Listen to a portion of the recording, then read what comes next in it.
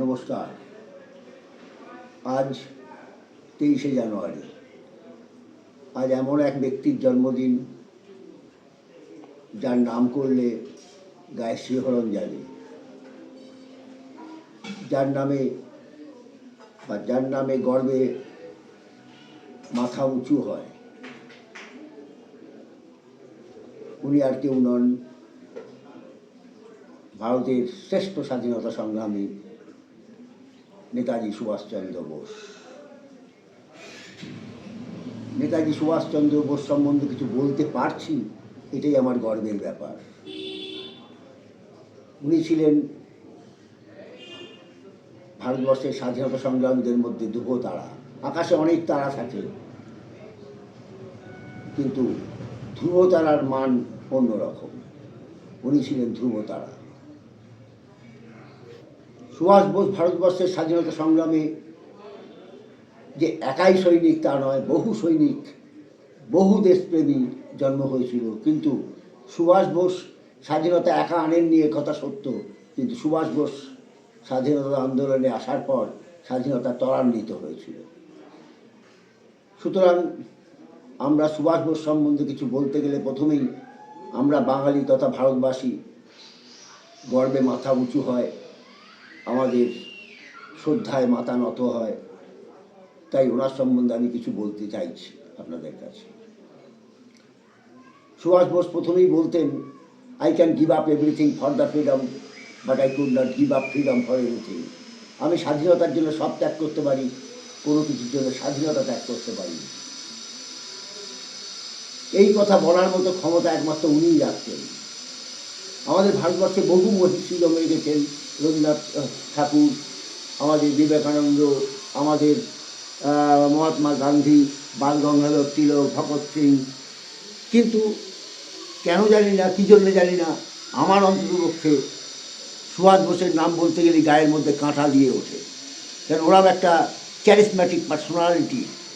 আমি আমার জীবনে কখনো দেখা তো সৌভাগ্য হয়নি, তা শুনিও নি তার সম্বন্ধে কোনো খবর। উনি একমাত্র ব্যক্তি যিনি বলেছিলেন, let me die still from the world, not a stone can't tell me where am lie. আমাকে মরতে দাও, এমন জায়গায় মরতে দাও যেন একটা পাথর বলতে না পারে আমি কোথায় আমার অবস্থান। Only one man proved it, he is none else but Subhash Bose. Subhash Bose বলতেন, I never bows down my head to anyone except honesty and nation. দেশের কাছে আর সততার কাছে ছাড়া আমি কারোর কাছে মাথা নামাই না। সুভাষ বোসের জীবনীটা আপনারা পড়লেই বুঝতে পারবেন। সেই কলেজ লাইফ থেকেই উনি স্বাধীনতা প্রেমী। উনি প্রেসিডেন্সি কলেজে যখন পড়তেন, ওটেন সাহেবকে ধাক্কা মেরে ফেলে দিয়েছিলেন। কেন না, ভারতবর্ষ সম্বন্ধে খারাপ কথা বলার জন্যে। উনি জেলের মধ্যে সরস্বতী পুজো করবেন বলেছিলেন, জেল কর্তৃপক্ষ পারমিশন না দেওয়ার জন্যে উনি অনশন ধর্মঘট করেছিলেন এবং ওনার দেখা দেখি সমস্ত কয়েদিরা খাওয়া বন্ধ করে দিয়েছিল। ব্রিটিশদের নাভিশ্বাস উঠে গেছিল, বাধ্য হয়ে তিনি ওনারা পারমিশন দেন এবং সরস্বতী পুজো ধুমধাম করে করেন। উনি দুর্গাপুজোও করেছিলেন জেলের মধ্যেই। এর থেকেই প্রমাণ হয় উনি দেশকে কতটা ভালোবাসতেন, ধর্মকে কতটা ভালোবাসতেন। কিন্তু তাই বলেই নন, উনি সাম্প্রদায়িক ছিলেন না। ছোট্ট একটা ঘটনা বলি। আজাদ হিন্দ ফৌজের যখন উনি কর্ণধার, তখন ওনার পয়সার খুব অভাব পড়ে গেছিল, উনি চালাতে পারছিলেন না। তখন এক মন্দিরের ট্রাস্টি ওনাকে নেমন্তন্ন করেন দুপুরে খাবার জন্যে এবং বলেন, আমরা আমাদের ট্রাস্ট থেকে আপনাকে কিছু ডোনেশান দেবো, কিন্তু একটা শর্ত আছে, আপনি মুসলমানদেরকে নিয়ে আসবেন না। উনি সঙ্গে সঙ্গে বললেন, না, আমরা এক জায়গায় এক হেসে লেখাই, সুতরাং আমি কখনো মনে করি না, জাতপ্রথা বিশ্বাস করি না আমি, সুতরাং আমি যেতে পারছি না। তারপরে যদিও পরে ওনারা নিজেদের মধ্যে আলোচনা করে আবার সুভাষ বোসকে ডাকেন এবং সবাইকে সঙ্গে নিয়ে সুভাষ বোস যান। জাতি প্রথা উনি কোনোদিন মানতেন না। কে হিন্দু, কে মুসলমান, কে পার্সি, কে খ্রিস্টান নয়। উনি বলতেন যে আমরা সবাই এক, আমরা দেশের জন্য যুদ্ধ করছি, আমরা সবাই এক। আর একটা ঘটনা বলি, এই জয় হিন্দ কথাটা এসেছিল ওই আজাদ হিন্দ ফৌজের কাছ থেকেই।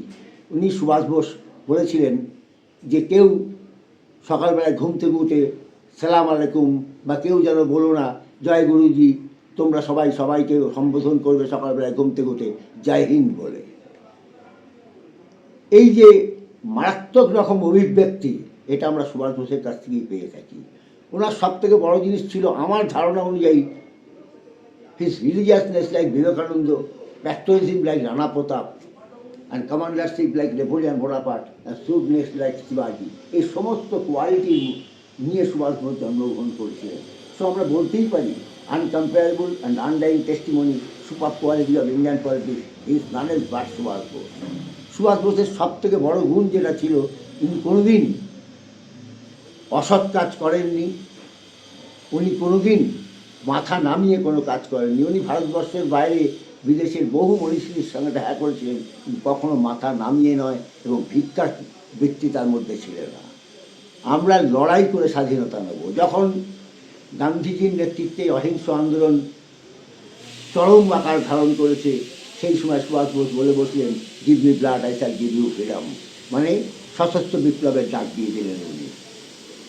এই সুভাষ বোসের সশস্ত্র বিপ্লব এবং গান্ধীজির অহিংস আন্দোলন এর চাপে পড়ে চিড়ে চ্যাপ্টা হয়ে গেছিল ব্রিটিশরা। তাই ব্রিটিশরা দয়া করে আমাদের স্বাধীনতা দেয়নি, তারা বাধ্য হয়েছিল চলে যেতে।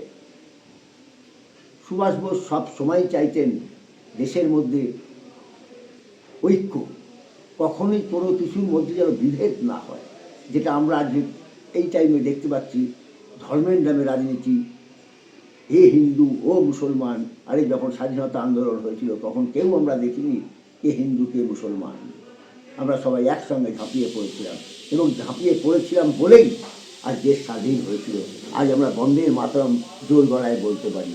এক টাইমে বন্দের মাতরম বললে পুলিশের গুঁতো খেতে হতো, না জেলবাস করতে হতো। আজ আমরা বলতে পারি বন্দের মাতরম। সেই বন্দের মাতরমকে রক্ষা করার জন্যে আমাদের জাতি ভেদ, কে হিন্দু কে মুসলমান কে খ্রিস্টান কে পার্সি, এগুলো দেখলে চলবে না। আমাদেরকে এগিয়ে আসতে হবে, এবং সবাইকে অন্তত বুদ্ধিজীবীদের এগিয়ে এসে প্রচার করতে হবে যে দেখো, এটাই সত্য যে আমরা প্রথমে মানুষ, পরে আমাদের জাত। আমাদের জাত আমরাই তৈরি করেছি।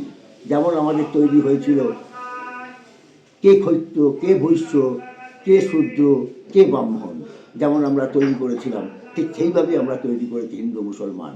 আমরা সবাই এক, এইটা মাথায় রাখো, তবেই সুভাষ বোসের আত্মার শান্তি হবে। আর সবথেকে বড় কথা হলো যে আমরা বিবেকানন্দের কথা বলি, আমরা সুভাষ বোসের কথা বলি, কিন্তু তাদের পথ অনুসরণ করি না।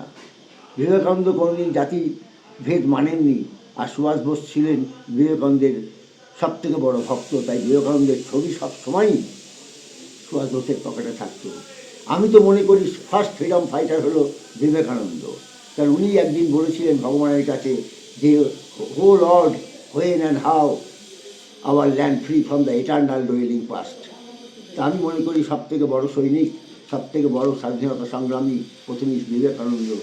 আর বিবেকানন্দের পথ অনুসরণ করে following the footsteps of Vivekananda, Subhash Bose is uncomparable and undying testimony, super quality of Indian politics. Is none else but Subhash Bose. Jai Hind, Vande Mataram.